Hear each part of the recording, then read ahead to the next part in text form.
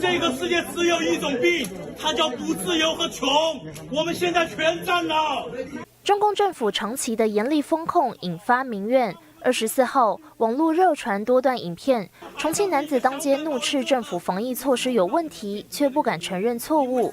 他指出，说好的保障公益的蔬菜根本就买不到，引起围观民众呼应叫好。这个菜，他们说好保障公益，我美团网上一家菜都买不到，买得到的就是胡萝卜1斤8块钱。我们也买不到啊。胡萝卜1斤到底多少钱？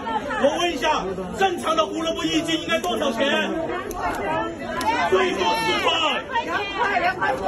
我给你打开美团，请问16.9块叫不叫保障公益？这个菜贵不贵？贵。这名重庆男子还提到，对比外国开放的环境，他们却连社区篮球场都无法使用，出外锻炼身体的自由都没有。有没有勇气出去打几场篮球，把这个小感冒跑好？好。篮球场现在开没有？没有开。我们曾经有经课文入选过我们的教材，上面说过6个字：不自由勿离子，不自由勿离子。现场围观民众超过10几人，不断有人喊出“说得好，你是大英雄”。而中共警方最终使用了暴力，想将抗议男子带离现场。民众高喊“不能使用暴力”。不能用暴力噻，暴力噻，哎，不能用暴力噻，不能用暴力噻。帮我一下，有勇气帮我一下。在男子的求助声下，民众一涌而上与警方抢人，协助这名男子脱困离去。相关影片立即在中国网络上疯传，网友将这名背着有超人标志后背包的男子称作“重庆超人哥”，称赞他有勇气、有良知。虽然相关影片和热搜在微博被下架，但有网友写道：“还有重庆哥这样的人民在，就还有希望，不要绝望。”新唐人亚太电视林玉堂、张瑞珍综合报道。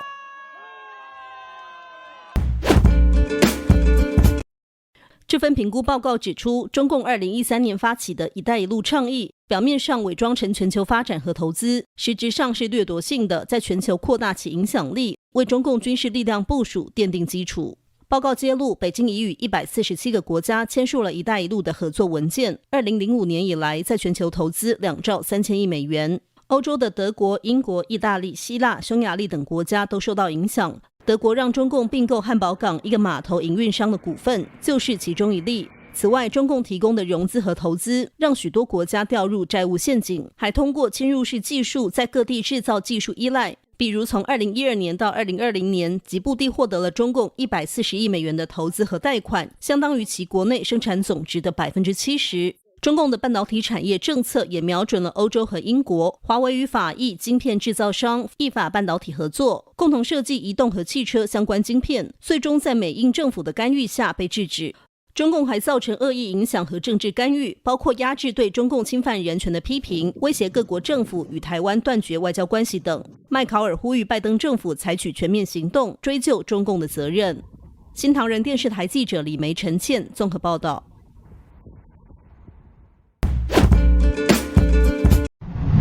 Man in Inner Mongolia lives in harmony with 320 wild wolves. Wild wolves are ferocious predators that live and hunt in packs. But a 26-year-old man has lived with 320 wolves for many years in Inner Mongolia. According to Singtao reports, Wang Nan has adopted and cared for injured wild wolves at the Wildlife Rescue Station since 2015, and they have grown to number 320. The videos he shares about life with wolves attract the public's attention because they look as gentle and lovely as domestic dogs. They played with him and even licked him like a fellow. However, this is also the result of a long time of caring for and domesticating them, which is not easy. Wang Nan said he was once bitten in the mouth by a wild wolf, requiring 30 stitches, and warned people not to combat wolves in the wild. Village without mosquitoes for almost a century. Impossible for experts to explain.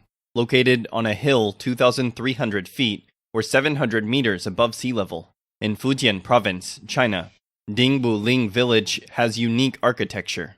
and is famous for its name, Village Without Mosquitoes.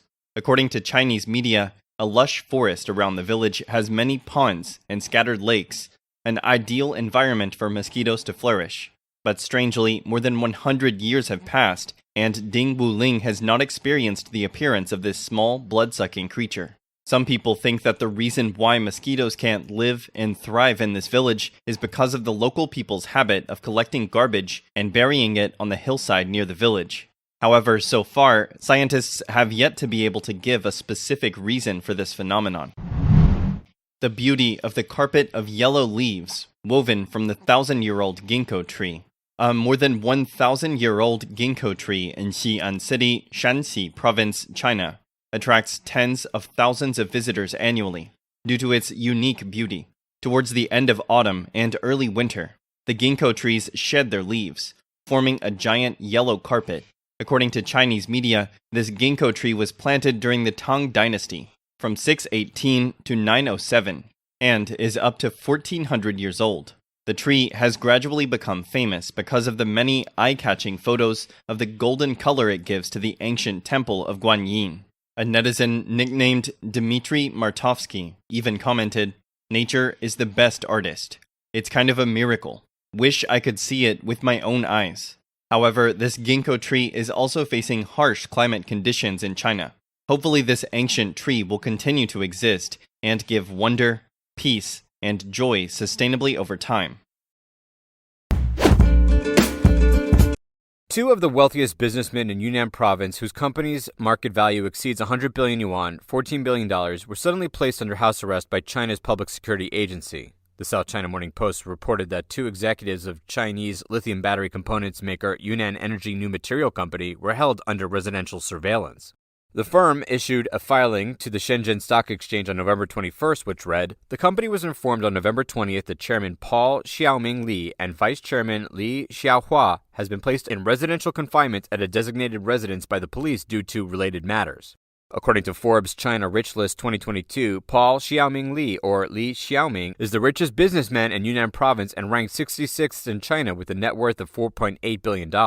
Meanwhile, in the 2022 Huron Rich List report, there are 11 entrepreneurs in Yunnan province, of which Li Xiaoming ranks first with assets of 44 billion yuan, $6.2 billion. His younger brother, Li Xiaohua, ranks second in the Hunan report with a net worth of 32.5 billion yuan, $4.6 billion. Yunnan Energy New Materials said in its filing that the company and its subsidiaries are operating normally and would continue to pay close attention to the detention of its top executives. It added that it will disclose information in time. According to Apollo News, some sources said that Xiaoming Li did not attend a directors board meeting on October 24th when the company disclosed its third quarter report, but he entrusted another director, Yan Ma, to vote on his behalf. Yin Hao is a Beijing lawyer engaged in the legal business of securities and financial crimes. He told a mainland news outlet that residential surveillance at a designated location is one of the criminal coercive measures of the public security agencies. It means the brothers may be involved in the criminal offense. The lawyer said that the public security agencies are still in the stage of investigating and collecting evidence. In theory, house arrest can last up to 6 months if no conclusion is reached. But judging from actual cases in the past, after house arrest, the Public Security Bureau will transfer the subjects to detention or even arrest them directly according to the investigation and then send them to a detention center. Li Xiaoming, born in 1958, holds U.S. citizenship.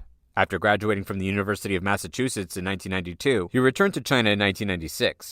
Li and Li Xiaohua started a tobacco packing business in 2001 in Yunnan province, home to China's biggest tobacco companies. They listed their tobacco business in 2016. Li Xiaoming, Li Xiaohua, and their other family members successfully founded some other companies around the material industry, such as Hongta Plastics, Innovation Industry and Trade, Dexton Paper, Chengdu Hongta, and other firms. Yunnan Energy New Material Company was established in 2006 in Yushi City, Yunnan province. It was listed in September 2016 in the A-share market. The company counts Chinese battery giant Contemporary Amperex Technology Limited, CATL, Japanese battery maker Panasonic, and South Korea's LG Chemical among its customers. Before the Li brothers' accident, the company had a total market value of 139 billion yuan, $19.4 billion.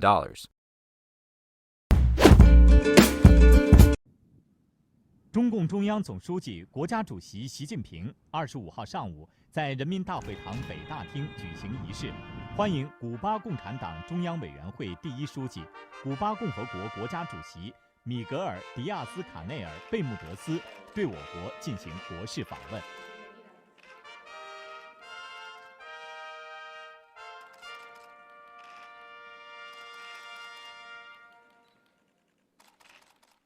天安门广场上鸣礼炮21响。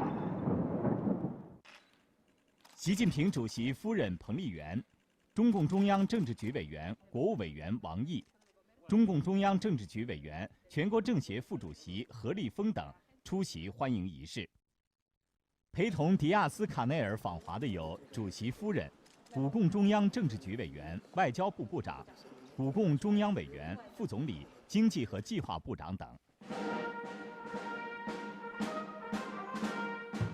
军乐团奏古中两国国歌。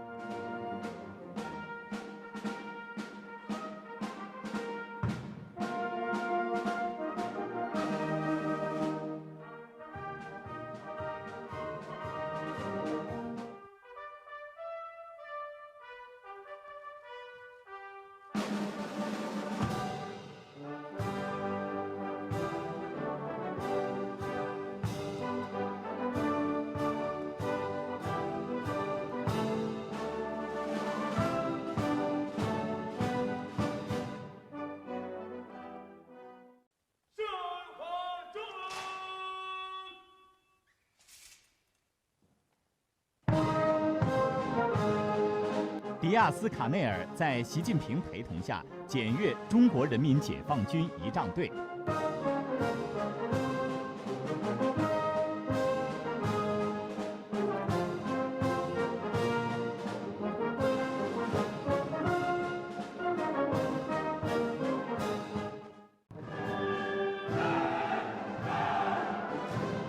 两国元首回到检阅台，观看仪仗队分列式。